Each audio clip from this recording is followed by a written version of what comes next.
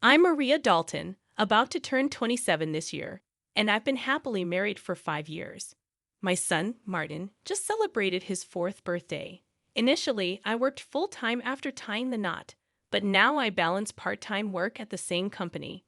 My husband, Kevin, is 30 years old, 3 years my senior. Our journey from dating to marriage was initiated by Kevin's passionate advances, but post marriage, I observed a shift in his demeanor towards a more domineering side. Kevin has a 20-year-old sister named Jane Dalton, and their age gap seems to contribute to a somewhat indulgent relationship on Kevin's part. Before marriage, I didn't mind Jane's frequent visits and assumed they got along well. However, after tying the knot, I started noticing changes in her behavior. Jane often drops by unannounced, at any time, and expects to be served without ever bringing a token of appreciation. Kevin, rather than addressing the situation, expects me to accommodate her demands. Jane acts as though I'm invisible, addressing only Kevin with a casual brother, "I'm here again." Despite not preparing for an additional guest, I end up serving dinner to Jane. Kevin, instead of understanding, blames me aloud, insisting I should have been more considerate. Despite Jane's verbal apologies, it's evident she relishes Kevin's preferential treatment. Left with leftovers, I prepare my own meal while Kevin and Jane continue their chat on the sofa, leaving the dining table messy.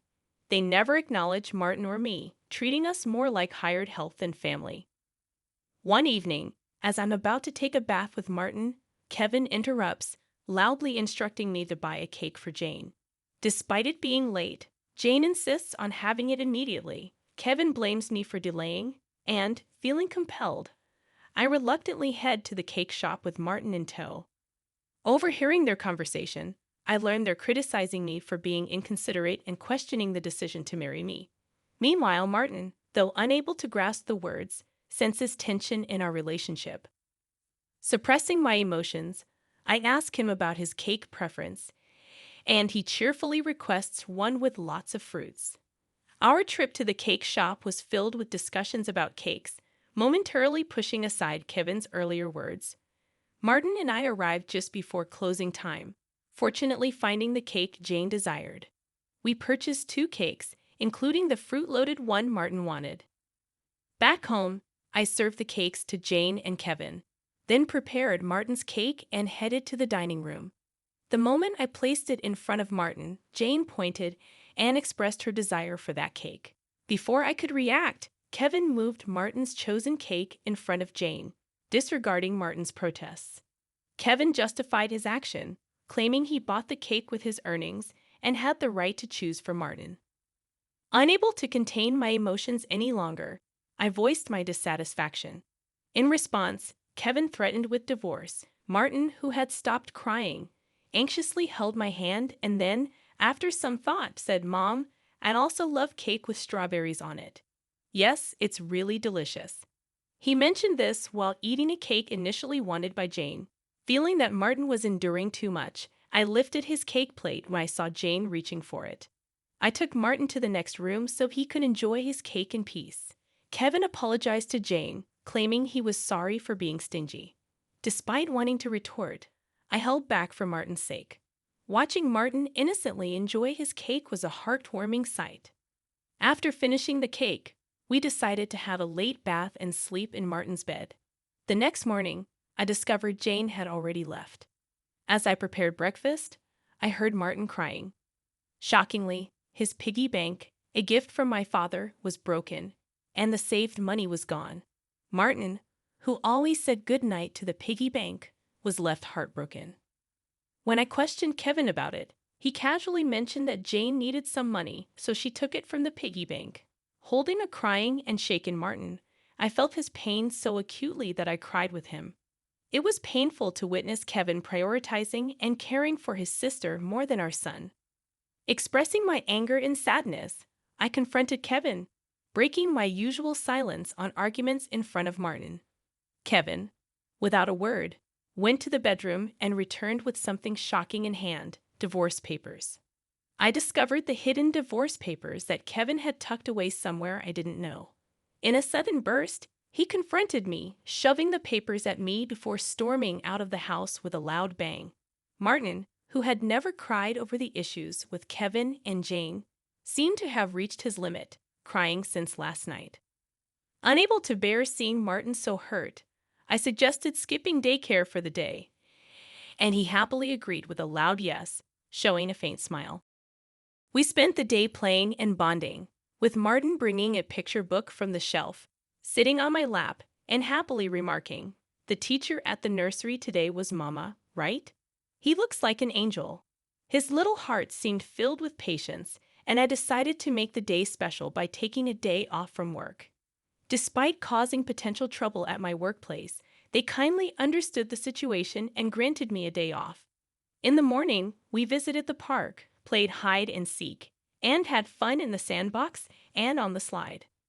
When we returned home for lunch, Martin appeared sleepy, usually napping by himself.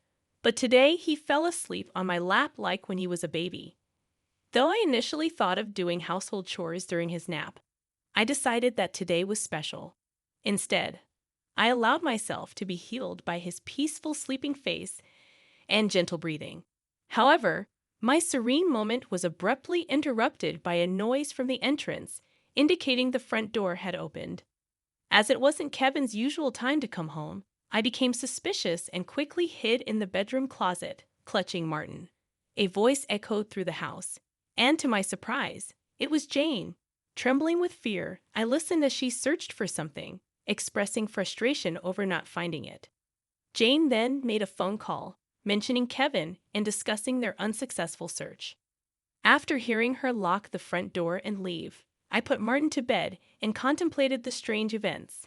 I couldn't comprehend why Jane had entered the house and what they were looking for. Suddenly, Kevin seemed like a stranger, and I felt a mix of disgust and fear towards him. Swiftly packing essentials for Martin and myself, we headed to the station and took a train to my parents' house. Fortunately, their home was nearby, just 2 stations away. Although I hadn't contacted them beforehand, my parents sensed something from my expression and welcomed us without asking questions. I shared the entire ordeal with them, including my fear of staying at our house due to Kevin and Jane's actions. Upon hearing my mother's suggestion that Jane might have been looking for my belongings, possibly cash cards, I recalled my past experience as a successful CEO in the handmade goods industry. I had entrusted the company to friends when I decided to prioritize raising my child after getting married. Although I still worked part-time and communicated with the company from home, Kevin was unaware that I was still the CEO. I discovered the hidden divorce papers that Kevin had tucked away, suspecting that he thought I had a decent amount of savings. While I've mentioned to him that I still receive some assistance from the company, I've deliberately kept the details about being the CEO and my savings private. This secrecy stems from realizing early in our marriage that Kevin struggles with managing money and tends to spend everything he earns. Kevin, at first, provided only $200 a month for food expenses and even suggested I quit my job to become a full-time housewife. However, with the financial strain of raising Martin and only $200 for food, I never agreed to be a full-time housewife. Eventually, he reluctantly allowed me to work part-time, and to ensure I wouldn't consider divorce, he had me sign a post-marital property waiver through a lawyer. Since Martin's birth, I used my savings for his nursery fees and clothes, as I've only received $200 for food. I've never asked Kevin for additional funds beyond the food budget, leading him to believe I have savings. Considering Jane's apparent need for money and Kevin's perception of my financial situation, they might be searching for my cash cards.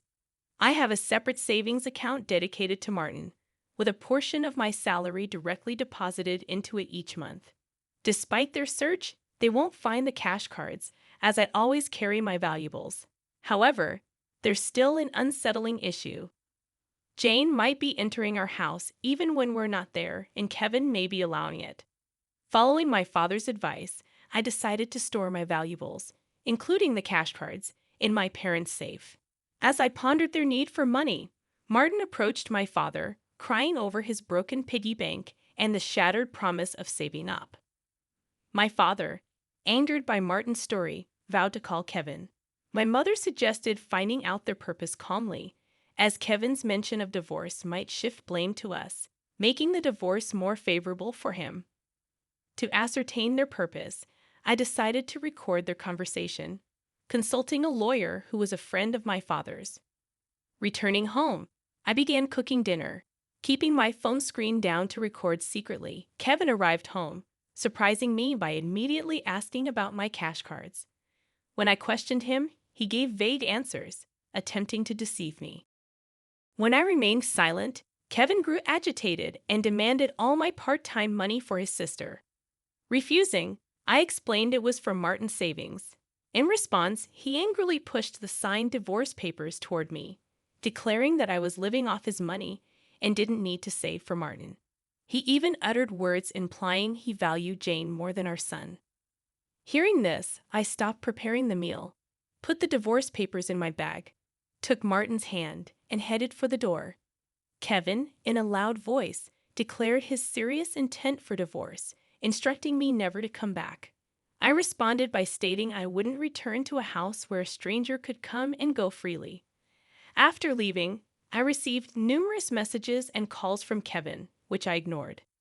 Turning off my phone, I sought refuge at my parents' house, sharing the recording and divorce papers with them. Although I confessed to having no love or affection for Kevin, I expressed concern for Martin.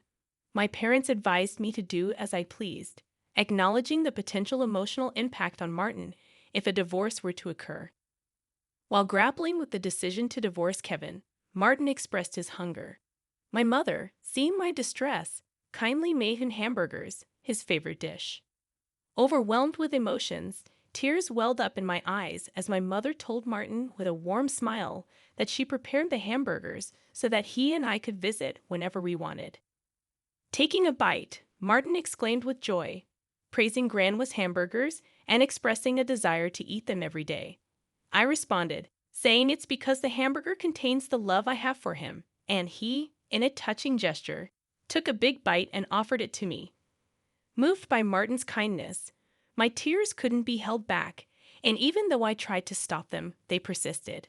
My father, noticing Martin's concern, reassured him that my tears were of happiness, not sadness. Hearing this, Martin, in a moment of understanding, hugged me, and my father's eyes turned bright red. Realizing the blessing of being with family, I remarked to Martin that family is precious. Surprised, he questioned if Dad had mentioned that only Jane was family. My father gently confirmed it, but then asked Martin if he wanted to live with them as family. With a laugh, Martin happily agreed, making everyone smile naturally. Despite contemplating divorce, the meal felt so happy that I finally decided to part ways with Kevin. I planned to inform Martin about it, and even though discussing it weighed heavily on my heart, Martin seemed to grasp the situation. Happily, he expressed the desire to live as a family, embracing the pet dog and calling him his younger brother despite the dog being older. Preparations for the divorce began, starting with contacting a lawyer who was a friend of my father. The next day, we formalized the contract, and my father and Martin shared comforting laughter while I laid in bed, reminiscing about my childhood.